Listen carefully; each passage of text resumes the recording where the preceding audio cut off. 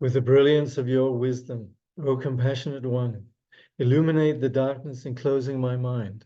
Enlighten my intelligence and wisdom so that I may gain insight into the Buddha's words and the texts that explain them. So in studying the Treasury of Precious Qualities, we're presently in the chapter on how to apply the practice of the Bodhisattva. And in there, we are looking at two forms of application of our vow of bodhicitta, which is then the intention, the wish, and then also the application. And so presently we're in the application where we've been looking at the 6 paramitas. And in terms of the 6 paramitas, we're now looking at the paramita of wisdom. And you could say, and as Shantideva famously says in the Buddhacharya Avatara, all the various teachings that the Buddha has taught were exclusively for the purpose of wisdom. And it's important that we appreciate that wisdom is not about just knowing something for the fact of being clever or being right, but it's about simply getting to the bottom of our delusion, which is the foundation for our confusion and suffering. So this delusion where we misunderstand our reality essentially renders us, you could say, incapable of actually understanding ourselves in our world. And so there's a continual experience of suffering. And this is where we then talk about the various realms of samsara, the various styles of imprisonment that we impose on ourselves on the basis of our delusion. But it also is implicit in this, and implicit in what the Buddha wishes to show us, is that actually our fundamental nature is not like that. And that's where we need something that cuts through this condition of confusion. And that is wisdom, prajna. So, you have the image of Manjushri holding a sword. It's cutting through. So when we are studying prajna, we do so from the point of view that we wish to actually see what is reality. We're not doing this to acquire a new set of dogmas. And that's where we actually, on the basis of what we're hearing here, we unfortunately can't just say, okay, this is what the Buddha said, and I'm a Buddhist, so I'm very happy to subscribe to what Mr. Buddha tells me. The Buddha is actually saying, as long as we keep hallucinating, there's nothing he can do about it. But what the Buddha can do is try to show us that what we're projecting, what we're assuming is there, is actually not really there. We're dreaming, we're hallucinating, we're delusional. So that's the diagnosis, but the thing is, the condition is curable. So when we talk about the 4 Noble Truths, we identify there's a cause to the suffering, and also the basic condition is freedom. There's cessation of suffering, and there's a cause for gaining that freedom. And that's what the entire path is all about. And in the present context, when we approach wisdom, which, by the way, actually for a modern, you could say, rational, critically thinking individual, is almost the first thing that you need to do when you approach the Buddhist path, to actually see that it's founded on inquiry. It's founded on actually looking at what is, rather than sort of subscribing to some set of dogma. The Buddhist teaching is based on observing, verifying what we can directly experience, and also on reason, rationality. And that's where the foundations of wisdom is, that we actually are willing to look. We're actually being encouraged to look. It's not enough that we come across a snake at dusk and we're completely terrified. And then somebody says, it's not a snake, it's just a rope lying there. It's not enough if we just say, okay, if you say so. What's implicit here is that if there actually is just a rope, we actually should look. It's not enough to just say, okay, the man says that there is no snake. we're actually encouraged to look. So there's a very proactive process that has to do with what we immediately are situated within. So that's where this is an extremely real project about inquiry. So on the basis of that, we have three kinds of what we call wisdom then, which are then the wisdom of what we call hearing, the wisdom of reflection, and then the wisdom of meditation.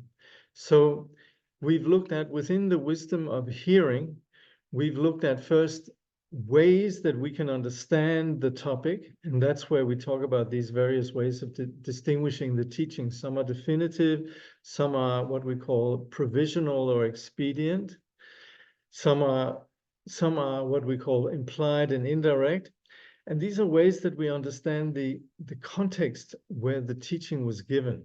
And that's also where we can see various traditions across the world, various Buddhist traditions emphasize the teachings in various ways. But they all come back to understanding what it is that drives our confusion and eliminating it. So that's where presently we're looking at then the actual, you could say, the core of the teachings, which is then understanding how on one hand, we have a reality that we believe in, what we call relative truth, and we all see things in different ways. But there's also an understanding that phenomena and what we are in and of itself are free from the way that we project, and that's what we call ultimate or absolute truth. So that's what we're looking at now in the text. And this is really, you could say, the core of understanding what the Buddha's message is about. Again, all the various teachings that we have, all the various practices, they're simply ways to integrate this understanding of wisdom. So that's where this topic is so incredibly important for us who are on the path. So presently then in the text, let's just see here. All right. We're looking at stanza 130, where Jigme Lingpa writes, "The ultimate that can withstand analysis is not the absolute, for intellect itself is relative. What is neither one nor many can never be the object of the intellect."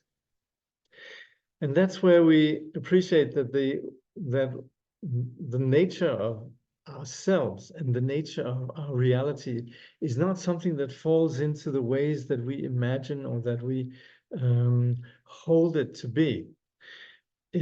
Phenomena are, again, if we draw on the Buddha's teaching in general, we say they're a web of causes and conditions, dependent arising, praticca samutpada. And that means that things don't exist in themselves. They are appearances that exist on the basis of a web of causes and conditions. And that's where we can't say that they have an existence intrinsic to themselves. But we also can't say that there's nothing there. We can see there's appearance, but that appearance doesn't have a reality. The problem is that we attribute reality to the appearances, and that's where there's homework for us. Yes, there is an appearance, there is a relative truth, but we need to understand the nature of these appearances, and that is where we need to understand they actually don't possess the solidity that we attribute to them. And that's where the Buddha, as we're sitting in the movie and we're completely caught up by the movie, the Buddha whispers to us, it's just the movie. So yes, it appears, but it has no reality. So that's where we distinguish between these two truths. Now, when we approach this, we first need to understand it, but intellectual understanding is not going to be everything. So that's where Kangyur Rinpoche now says, merely to understand the indivisibility of the two truths, meaning the unity of appearance and emptiness, and the absence of inherent existence according to the 8 ontological extremes, which we looked at last time, which is where we basically, in various ways, say, oh, it exists as such, or there is nothing there. This nature is beyond existence and non-existence. And then we used also the various similes, such as, saying things are like a dream.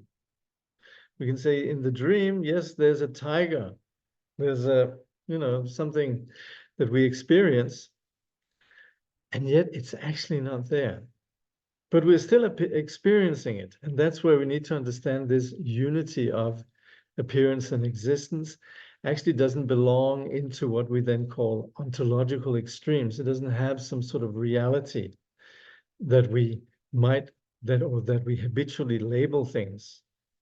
So that's where we need to have this understanding. And then it says, and to familiarize oneself with this, meaning getting used to this idea, does not in itself mean that one attains to the ultimate nature of things.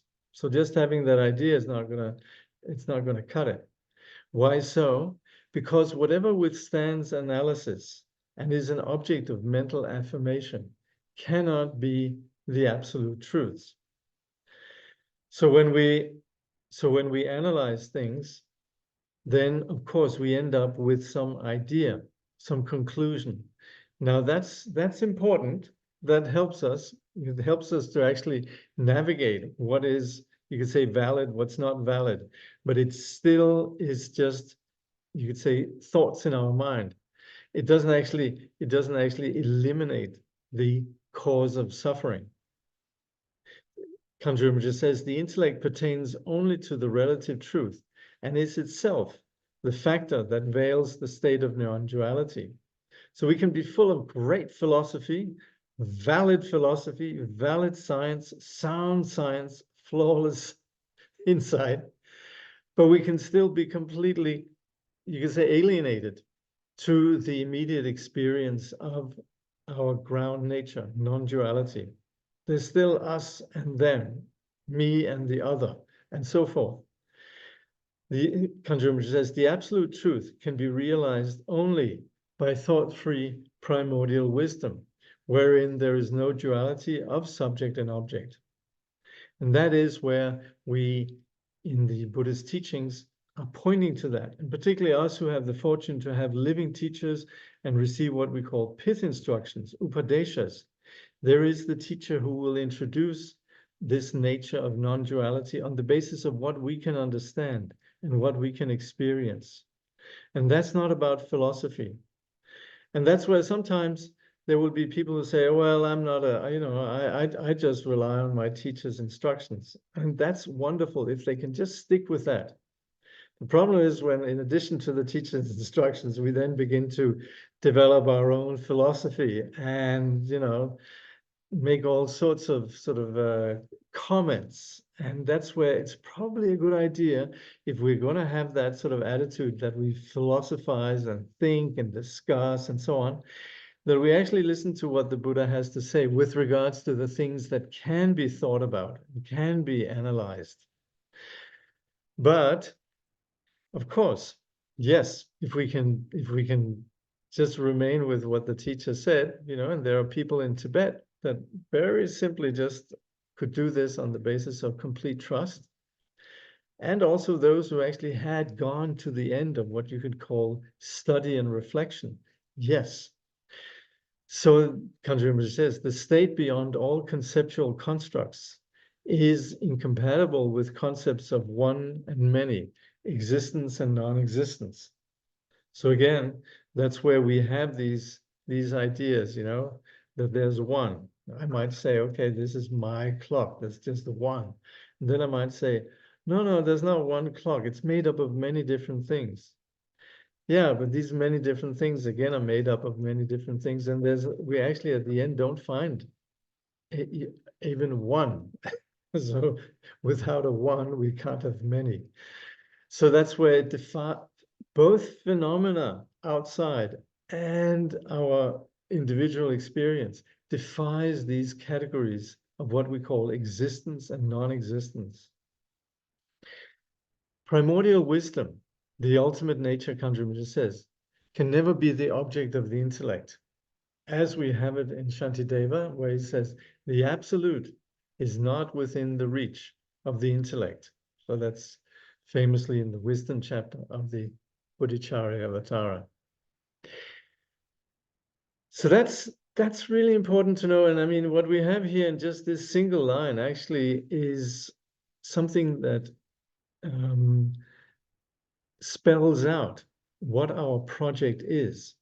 What is the challenge in the project, but also what is the possibility of the project. And that is where, with an understanding of relative truth, which is what we experience, we also can see through the assumptions of relative truth if we actually analyze. And that's again where it's not enough to say, oh yeah, the Buddha tells us that there's just a rope. It looks to me like a snake, but the Buddha says it's just a rope, so it must be a rope, you know? And that's where that's not, the Buddha is asking us to have a personal experience. Now, there's different ways that the Buddhist teaching goes about this. And that's where we have what's called the four tenet systems. And that's also where we have these ways of essentially classifying different ways of understanding as more or less valid.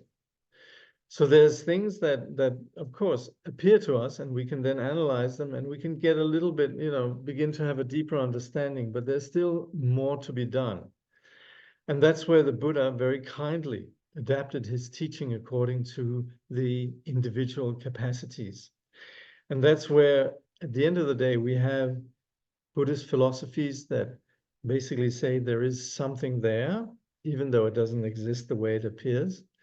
But there's still something. And then there's others that will say, well, that's just our projection. Some will say, well, that's just the various ways in which the mind projects, and the mind creates things.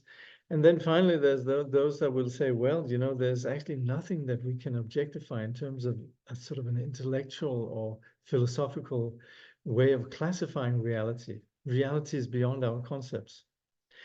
So that's where there's an increasingly subtle approach in understanding both the self and also phenomena. And that's where we, in the Buddhist, you could say in Buddhist science, in Buddhist analysis, and again, this is not about belief, this is about us investigating. There's different, what we call tenets, doxography, if you like, but classifications of doctrine.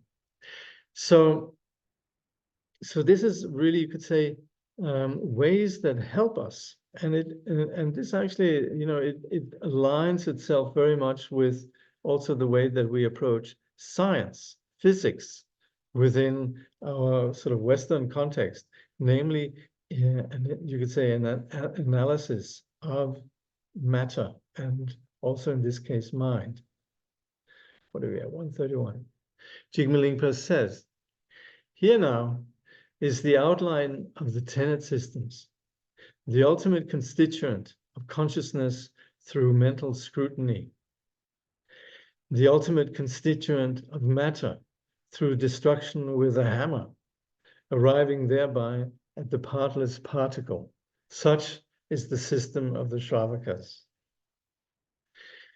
I don't know if any of you ever read The Monk and the Philosopher, but it's a discussion between Matthew Ricard and his father, who was a French philosopher of great renown, by the way, called Jean-François Revel.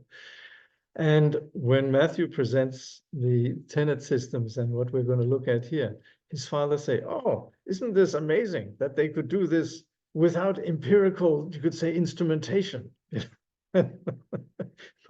Actually, what we do is actually, on the basis of reasoning, we logically say that things, they're made up of parts.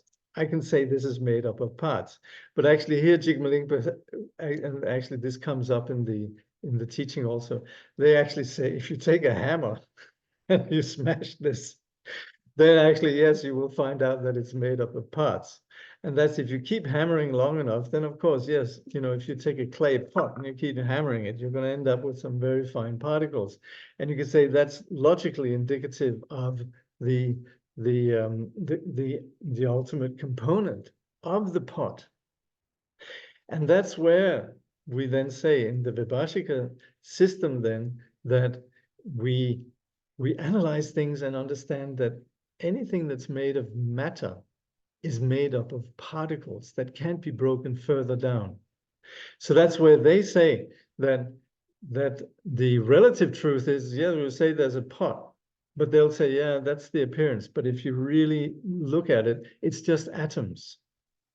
Now that all of us probably had, if we thought about it when we were taught physics, that they say, well, the building block of phenomena are atoms, and then eventually we sort of arrive at, you know, quarks and so on.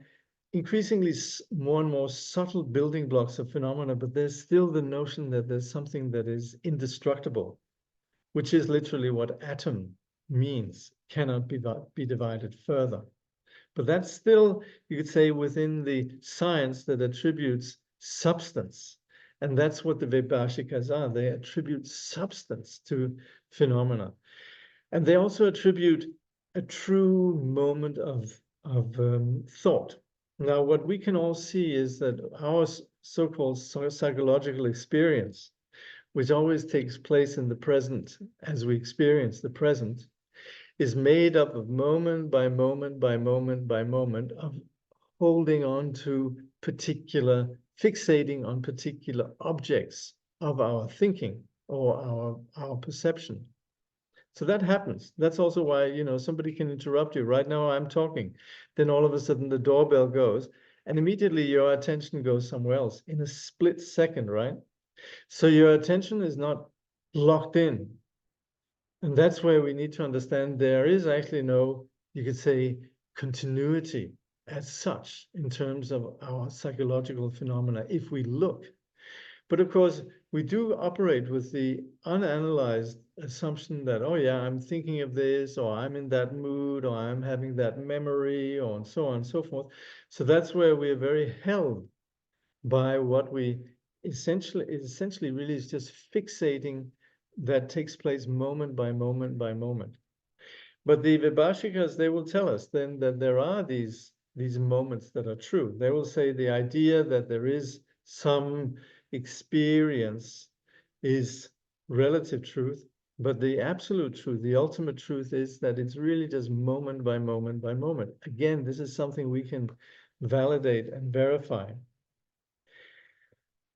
I'm actually just going to show you something very short that I wrote. And this was for I wrote this some years ago for what is called the Foundations Program, which was intended to be for introducing people to the Buddhist teaching. And in there, then presenting the Mahayana. Then, of course, also we presented the four tenet systems. So I'll just very briefly go over just summarizing what this is, and I'm going to upload this also so you can just refer to it. So the four tenet system challenge the solidity we habitually attribute to self and phenomena. The tenets approach this with an increasing depth of analysis. Common to all of them is insight into how things truly are, known as ultimate truth, while our ordinary perception that we operate with in everyday life is known as relative or conventional truth. Now, the increasingly deeper analysis of these systems is quite helpful for us studying and practicing the Dharma, both from the point of view of understanding the language and nature of the Buddhist teaching and practice, and from the point of view of comparing the Buddhist view with the science that we have been brought up with. And that is where us practicing the path, we're breaking away from some assumptions that are implicit in what we have been taught in, you could say, in our ordinary school, and also which is part of the conventional discourse that we operate in within our conversations and shared belief systems within our present culture. The tenet systems are a big topic in Indo-Tibetan Buddhism, and the following is just a brief summary of some of the most important points. The four tenets are Vibhashika, Sautrantika, Yogacarya, and Madhyamika. So the two first, they are what we in the Mahayana refer to as Hinayana, and the second two are what we call then Mahayana. And so we call them Hinayana not because, and they don't refer to a living tradition that I always want to make a point about. They might or might not, but that's not our business. We just care about the classification in terms of analysis. So Vibhashika, the first tenet, Vibhashika, is where we take things apart and see that mind and matter are made up of parts, right? The hammer that smashed the clay pot, where it's just fine powder, and we can deduce that even the powder is made up of, you could say, very small parts, right? Or our thoughts. If we look at our thinking, then we can see it's really just moment by moment that we're sustaining fixation on particular thoughts. So that's where the appearing object is relative truth, the insight we gain when we analyze and see that things are just a conditioned collection of parts. So that's where the appearing object is relative truth, and seeing that this is just parts is ultimate truth. We apply this analysis to both the outer objects, what we perceive, and the one that perceives it, the mind. So that's the Vibhashikas. So here, then Kangyur Rinpoche's commentary. This, then, is an exposition of the two truths in the most general terms. However, each Buddhist school of tenets interprets the Buddha's teaching on the two truths in its own particular way, and thus sets forth its own particular teaching on the ground, path, and fruit. So the Vibhashikas school, and by the way, this in Tibetan is we're called the Jitarpa. Those that deal with particulars. The Vibhashika school considers that with regards to the 6 ordinary sense consciousnesses, what is the objects of our experience, from form, solid things that we see with the eye, right up to the things that we think. They consider that with regards to these, the absolute truth or ultimate reality is the indivisible moment of consciousness, which, so they say, intellectual analysis is unable to divide into past, present, and future. So that's where we would say this singular moment that's incredibly short, that cannot be divided. It can't be understood in terms of past, present, and future. It's just there. Likewise, the indivisible particle of matter, which cannot be further divided, also has the status of ultimate reality or absolute truth. So there we are, the atoms. By contrast, all gross non-mental phenomena, which are composed of these tiny particles, are considered to lack true existence, being subject to destruction by opposing forces. So there's the hammer. Here's my nice cup. And if I subject this to treatment by a hammer, I will discover that this is made up of particles. So this is relative truth. And what makes it is then what we, according to the Vibhashikas, what they then call absolute or ultimate truth.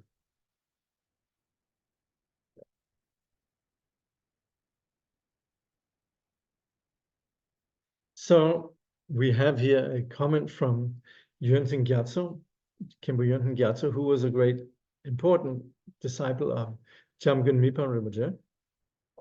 He says, for the Vibhashikas, relative truth, Kunsop Denpa, and imputed existence, Tayo, have the same meaning. And likewise, absolute truth, Döndam, means the same things as substantial existence, Nzeir. Now, to say that there is something that is Nzeir, that actually is for real, that's when we, as a physicist, we will say, all these things that we have here, they're all made up of parts. You know, the clay pot, whatever we have, it's all made up of particles. And the clay pot is just an appearance. But what's for real is the atom, is the indestructible particle. So that's the Vibhashikas. Okay. Now I say all of this and put some emphasis on understanding this, because this really is something we need to take with us. And, you know, having studied the Buddhism for some years, then I can see this is sometimes a bit of a stumbling block where, you know, there's a sense that, oh, this wisdom business is so difficult. And I don't think it is, but it's really a question of just taking our time. Because sometimes you do have Asian teachers which will sort of expound it, and they sort of assume that we right away just get it. But our cultural conditioning in terms of understanding things, and especially when it comes to science, is very different. We operate in a different way, and it's not so easy for us to right away get that. And particularly the distinction between appearance and what things actually are is not very much emphasized. Even nowadays, when people, they come to the Buddhist teaching and they want to understand, academics wanting to understand the nature of mind, and then you have all these neuroscientists and phenomenologists and what have you that sort of begin to understand, this mind has a subtle self and a subtle cognition and all of that. And they're continually just actually talking about just from the point of view of wanting to understand what's there. But they fail to understand that there's a confused subjectivity that completely is alienated to what is there. And that's where anything that we do in terms of understanding reality is to understand, analyze, and see what it is, but at the same time be humbly aware that we're also failing to understand that. And that's where we have the relative truth and the absolute truth. So this is so, so important. Anyway, 132. What performs a function is here declared the absolute. The rest, all concealing relative. These two have been described respectively and are specifically and generally characterized. This is the view of the Sutrantika in harmony with reasoning. Now, what we just looked at, the Vibhashikas, they're about looking at things out there. They're sort of like the physicists. Now, what the Sutrantikas are, they're actually philosophers. I hate to do this, but I'm going to use a Greek word here. They're what you call epistemologists. They look at what is it that lies on the basis of our perception, our knowledge. And that's where they say something that actually most of us can relate to, which is they say relative truth is our projection. And absolute truth is the things as they are. We're all familiar with projection. We all project onto things, This is the most delicious tea that has ever been made. And I can say that because I'm in love with this tea or really enjoying it. But of course, this is just water with some herbs in it, some plants. And that's where I am projecting onto it. I'm actually not touching it. Projection takes place all the time. You'll have people who you walk into their living room and they have a piece of art and they say, this is the most amazing piece of art ever. And you kind of look at it and you realize for them, it's really a wonderful piece of art. Oneself, maybe having a different taste in art, will see it differently. But we acknowledge that the other person is having a projection.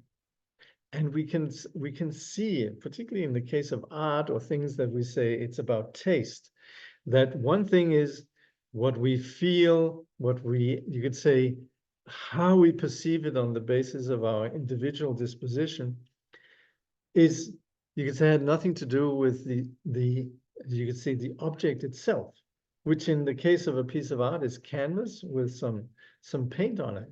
That's what it is, sorry to say. And that's where we can see this also, when people, they say, oh, that's such a bad person. Well, that's their particular projection. So that's where projecting gets in the way of us seeing what things are. And, the more that we, for example, get to know a person, the less we project, the more we understand the complexity and the more we begin to shed our projections, our assumptions. So in the language that presents this material, what we're going to read here, it sometimes a little bit, again, it's a different language of, you could say, a scientific language or philosophical language. So sometimes it gets a bit difficult to access. But basically, just keep in mind what we're talking about here is really the difference between projecting and being free of projecting. And there's also it's a big biggie in Western philosophy. Again, do we really see the object, or do we just see what we are projecting onto it? So just my own short little summary here, where I write, the second Sutrantika looks at how things are labeled and given identity on the basis of our consciousness, which is referred to as generally characterized phenomena. And that actually was in the root text also, what we call the generally characterized. The image we ordinarily perceive, which is then relative truth, basically our projection. Through greater insight, we experience reality free from obscuring projections, and here phenomena are known as the specifically characterized phenomena. So one is what is it again? It's Chitsen and Ransen in Tibetan. And the generally characterized phenomena are then the relative truth of projection, and then the specifically characterized phenomena are ultimate truth. Basically means phenomena without our projection. So that's where you could say the Vibhashikas, they look at the object.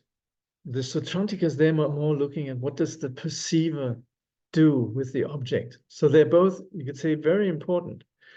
And Sutrantika, even though you could say all Tibetan schools, they subscribe to Madhyamika and, you know, to a large extent to Chittamatra, and they're Mahayana.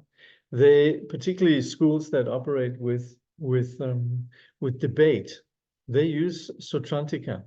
And again, we are all sort of Vibhashikas in one way or another, because we all, you know, we generally operate with the notion that things have some reality out there. And we're also Sutrantikas, because we do understand that there's a difference between our projections and how things actually are.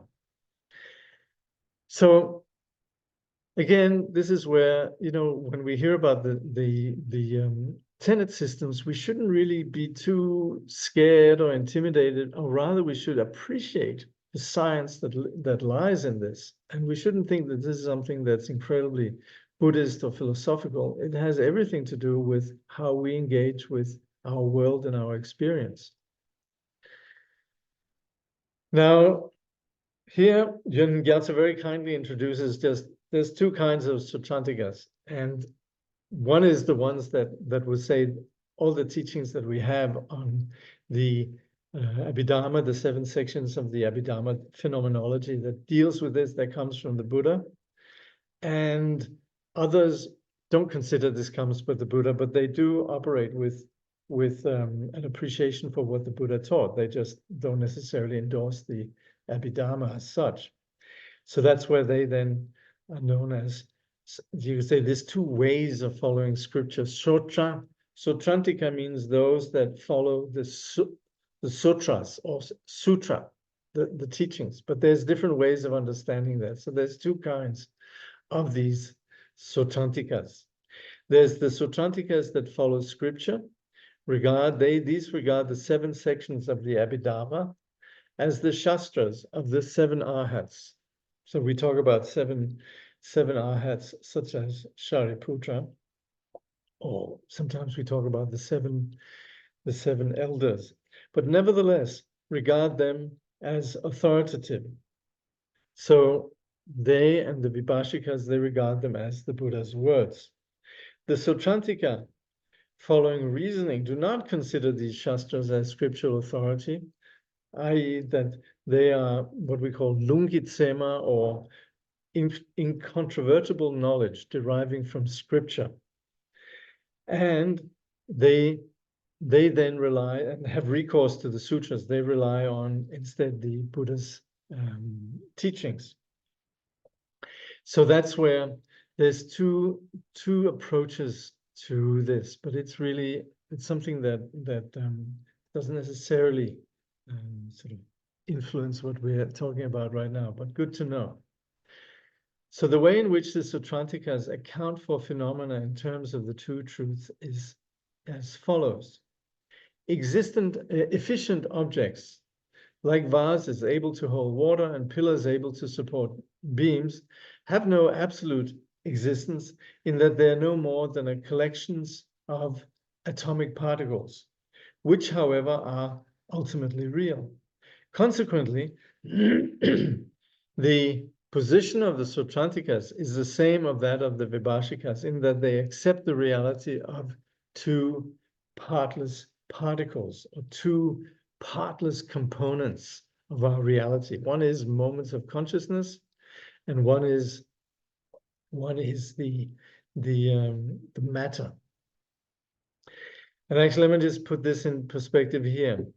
So that's where this actually is relevant for us here. It says down here, both the Vibhashika and Sautrantika see things as existing externally and possessing a material composition, asserting some reality in terms of both object and also consciousness. They are seen as Hinayana views. So that's where the Vibhashika and the Sautrantikas, they're both what we would call substantialists, Ngupamawa. Now, the Sautrantikas differ from the Vibhashikas, however, in saying that time, the past, present, and future, has no substantial existence. And that's why if we go into the present moment, we actually cannot find anything that is substantially there. And we can say that the sort of the notion that we have of the three times, we cannot find anything substantially existence. So they hence, and they deny that space is a permanent and real entity. So this is something that where you could say there's a difference between these two schools of philosophy. They say, moreover, that a mental image of, for example, a vase or a pillar, insofar as it is unable to perform a concrete function such as holding water, belongs to the relative truth. And that is where we all can sort of have the idea vase. We can have the idea pillar, we can have the idea car, and so on. And we can also have the idea of other things, like, we can have things that are charged with emotion, where we say good person, or, this person is, Danish. And as we know, all Danish people are, mentally deranged or something like that. And there's a filter that actually has nothing to do with the object itself, but because we're attributing solidity and essentially projecting, and we're operating with that as real, we actually are prevented from actually really seeing the phenomenon. So that's where we have, you could say, something that veils what we are perceiving. So we're not actually relating to the pillar, the vase, or the person from a particular ethnic group, because we already have ideas. So that's where that sort of, you could say, mental image. And again, like I said, this is a biggie also in Western philosophy, is actually relative truth. It's not actually seeing the real deal. It effectively obscures the specific character of the object as it is in itself. Some of you have read Chögyam Trungpa's poetry, First Thought, Best Thought. He'll make the point that initially we have sort of a perception, and then immediately it'll be clouded over with what we project, second thought. And so there is the notion that there's a reality out there that we actually cover. So it's a little bit the same here. So Kangyur Rinpoche says, for it is the mental image alone that appears to the deluded mind and has no inherent existence. So that's where we need to acknowledge our sort of way of perceiving the world is our projections, our perception. The absolute and relative truth are explained as relating respectively to specifically characterized things, which is, what's behind. That's the specific thing. And then just sort of the more generic image. That's then the generally characterized thing. Let me just see again if I got my Tibetan right. Yeah, Rangsen, and the other one is the generally characterized thing, Shitsen. Yeah.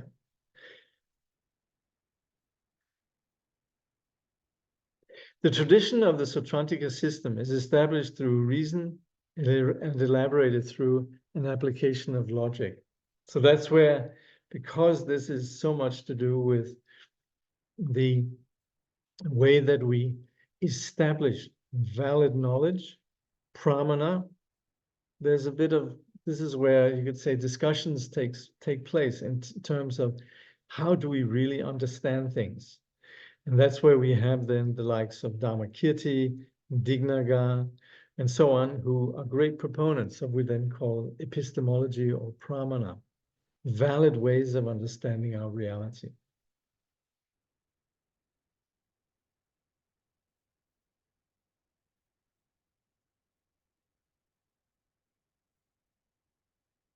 Okay. Let's just see what they have here. And this is some comment from Newton Gyatso. It's important to bear in mind that the Sautrantikas following scripture and the Sautrantikas following reasoning have different ways of distinguishing between relative and absolute truths. To all intents and purposes, the Sautrantikas follow the scripture, share the same view as the Vibhashikas in holding that the absolute truth consists in indivisible particles, while gross extended objects constitute relative truth. All right?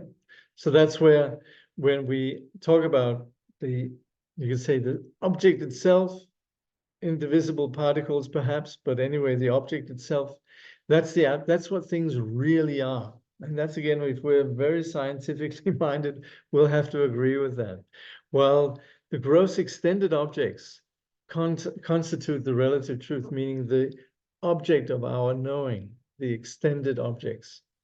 The doctrine of Sautrantikas following reasoning is more complex and involves an elaborate epistemological theory, a theory around how do we know things, how do we understand our perceptions, that in some respects resemble the representationist ideas of certain Western philosophers.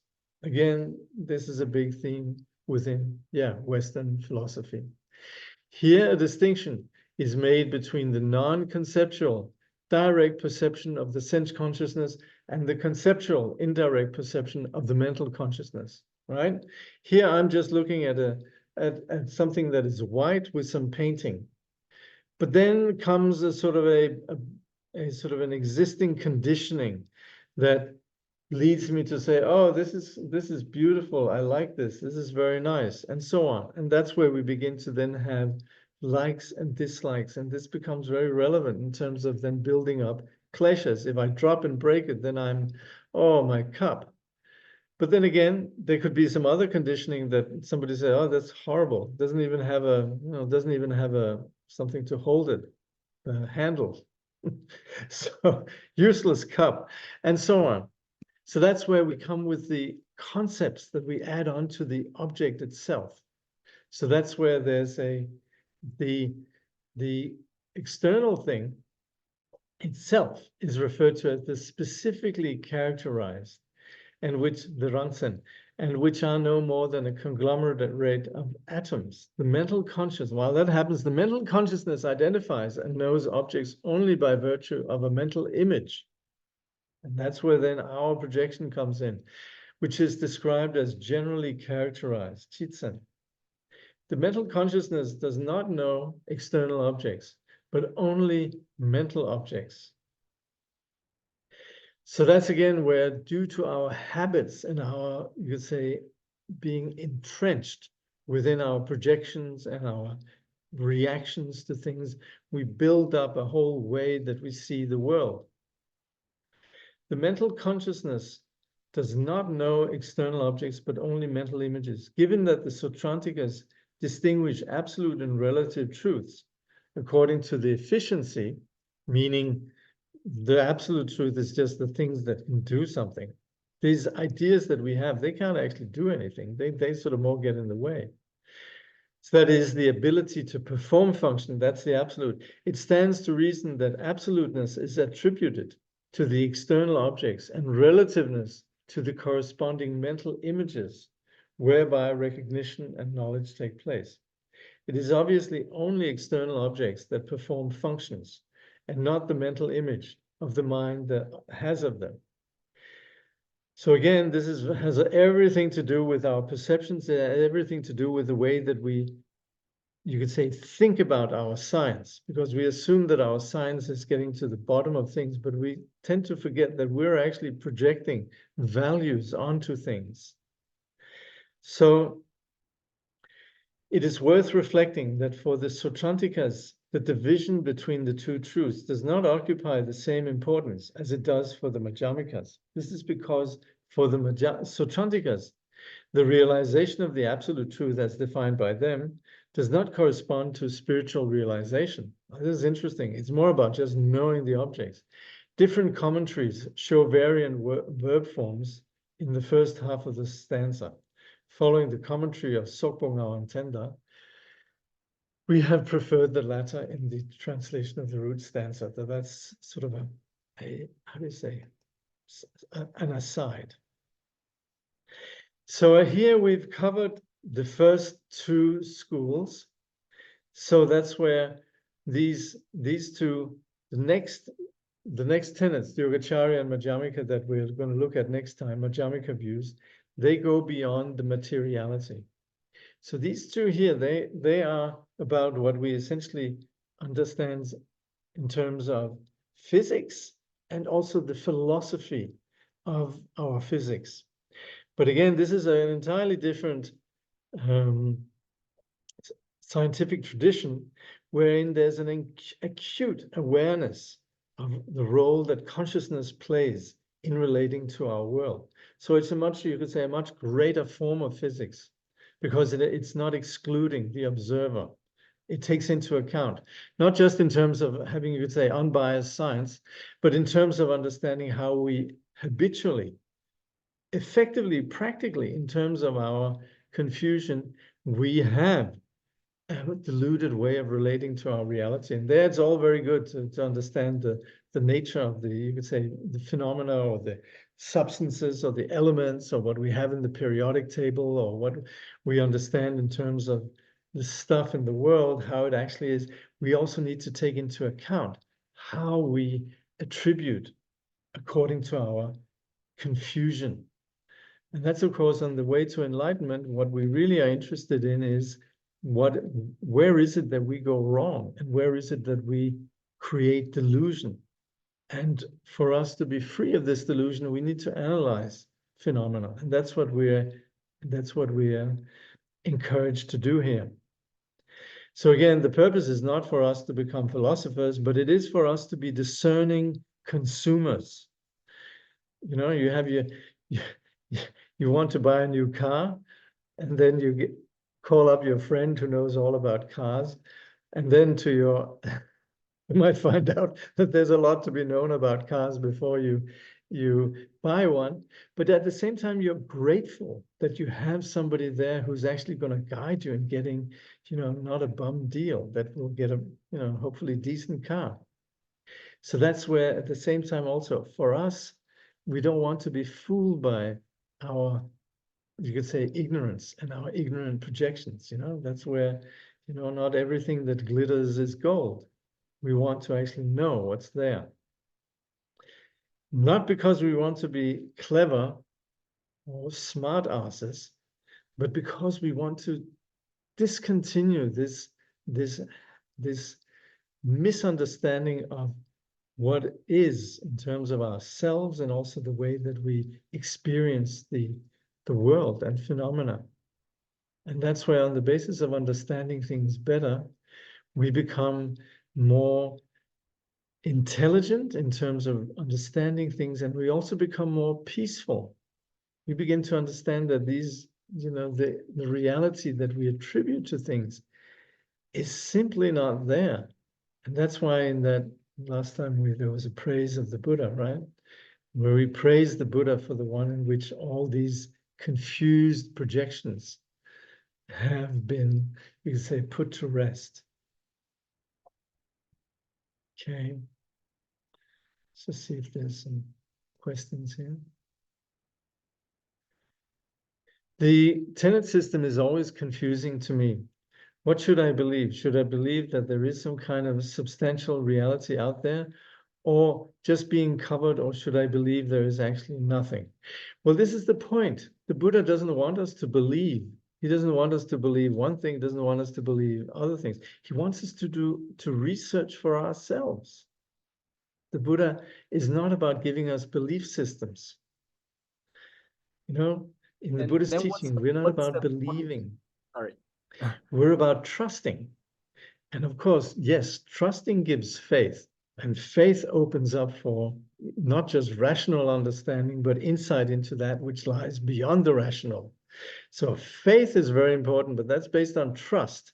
And trust is not, you know, somebody says, oh yeah, you know, somebody's selling stocks in the, Eiffel Tower or something. You know, that's where you need to have somebody, hey, or somebody's selling us a car. We need to actually analyze and see, okay, it looks very nice, but we need to actually, you know, and then when we see that the person is selling us a good car, we begin to trust. And that's where we then begin to say, okay, I can trust this person, and I trust that this is a good car. So it's so important that what we're doing here is not about believing, but about really actually analyzing. So how is the mind connected to matter in the context of the human body? Well, we would say that it's the mind that creates the experience of all solidity. And so that's where we presently experience this particular body. But we wouldn't say that it's the body that creates the mind. You know, the mind is not something that is physical. And so our attribution of solidity, actually we analyze, we can't actually find anything about the mind that could be created by physical substance. And so that's where we would say the mind is more basic than what we think is solid. The thing is, if we begin to look at what actually is there in what we think of as solid, we actually won't find anything that ultimately exists. So at the end of the day, what is creating the solidity, both in terms of our experience of the world and also in terms of our sense of identity, body, all of that is the mind. So that's why the mind and the body is essentially related to, in terms of, you could say, one is the basis and the other is what is based on that. When it comes to us in our ordinary life, we would say the mind is the boss and the body is the servant. But that's where it's important to understand that sometimes it happens that the mind gets a bit lost and it loses its perspective. And that's where we can very easily become, you could say, subjects and obedient subjects to the craving of the senses. But we should never forget the primary ruler is the mind. The source of everything is the mind. Okay, leave it at that. So, Jakob, if I were to impersonate a Vaibhyashika... Just a sec, Alexandra. I'm just going to... Sorry. I thought you had finished with the question. Hold on. Let me just... Okay. Okay, yes, please, go ahead. So if I were to be a Vaibhyashika Buddhist and impersonate a Vaibhyashika Buddhist, so the point would be to focus on the particles, on the pixel of each event, right? Yes, That is their meditation, basically, to see reality dissolving. That's why we would understand what is reality really, because we think of it as being solid, but then we would understand, no, it's actually, you know, it's, I mean, I'm so attached to this cup, but then thanks to the hammer, I find out there is actually nothing there in the way that I project onto it. So consequently, their meditation would be based on dissolving reality into Yeah, just analyzing. Yeah. Just sitting and thinking and pondering and saying, hey, you know, I'm so attached to this cup, but actually, what is it really, you know? And the Sautantrika is a plunge in the present. So basically, it's direct perception. Well, the Suchantikas, they realize that the value we attribute to something is our us attributing sort of something real to what we're projecting. So there's an awareness of the projecting self. So you could say the Vibhashikas, they're more looking at the objects. The Suchantikas are more looking at the subject. Right, but if I am a Sautantrika, let's pretend I am a Sautantrika. So how do I engage with this philosophy in a practical term? So how am I a Sautantrika? Well, you'll look like, you know, all of us Buddhists, we're all Suchantikas. That's right, yeah. So we would practice the same path. We would practice shamatha, we'd practice, and our vipassana. That's the thing. What we're talking about here all has to do with the vipassana. It's what informs our insight into the nature of reality. So, you know, we could very well sit and meditate and become calm, but we still think that things are real out there. But when our assumptions have been challenged through our analysis of reality, then when the mind becomes calm, that sort of insight begins to sort of really take hold of us. The insight that we have intellectually begins to become integrated at a greater level. Yeah, I understand. Yeah, thank you. Hey, I don't know, is the sound okay for you guys? Because I was hearing Alexandra. Yeah, it's okay? Okay, good. It's just my computer then. All right, excellent. Okay, are we good? Sorry, can I ask a quick question? Jacob, yeah, please go ahead. On the website that you are going to lead a seminar on September the 7th. Is that right? Yes, the that's right, Saturday the 7th. Right, so that will be a seminar that people are be able to ask questions and discussions, or good? Yeah. Okay. Yeah. Thank you. Okay, we'll conclude with dedication. Let's see if I have it here. Actually, I'm not sure. Just a second. I thought you were going to post the tenants somewhere for us in the chat or something. You were going to post the tenants. Yeah, I'm going to put them up, you know, in the Dropbox. I'll put them up there. So, you know, in the Dropbox, there's a place that says, I think, resource or materials or reading or something. It'll be in there. Okay. Let's just see. Hold on. Let me just actually share.